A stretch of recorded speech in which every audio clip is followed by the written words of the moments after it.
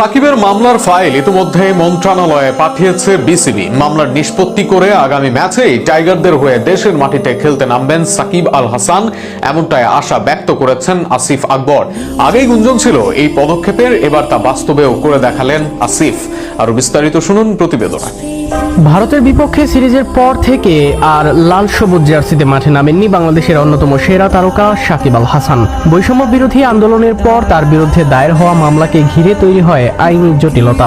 সেই পরিস্থিতির কারণে দেশের মাটিতেও ফেরা হয়নি অভিজ্ঞ এই অলরাউন্ডারের। তবে সাম্প্রতিক সময়ে আবারও তার জাতীয় দলে ফেরার আলোচনা জোরালো হয়ে উঠেছে।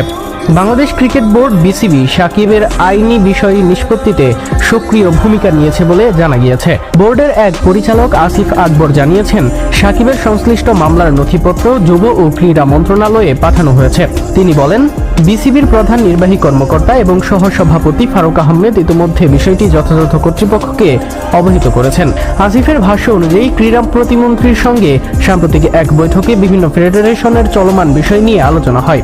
সেখানেই সাকিবের মামলার ফাইল উপস্থাপন করা হয়েছে। মন্ত্রণালয়ের নির্দেশনার অনুসারে ফাইলটির সচিবের কাছেও পাঠানো হবে। তার মতে, প্রয়োজনীয় নথি জমা দিয়ে বিসিবি তাদের প্রাথমিক দায়িত্ব সম্পন্ন করেছে। এখন চূড়ান্ত সিদ্ধান্ত সরকারের উপর নির্ভর করছে। তিনি আরও আশাবাদ ব্যক্ত করেন যে 5 আগস্টের পর দায়ের হওয়া মামলাগুলো পুনর্বিবেচনার বিষয়ে সরকারের ইতিবাচক মনোভাব রয়েছে। সেই প্রেক্ষাপটে সাকিবের বিষয়েও দ্রুত অগ্রগতি হতে পারে।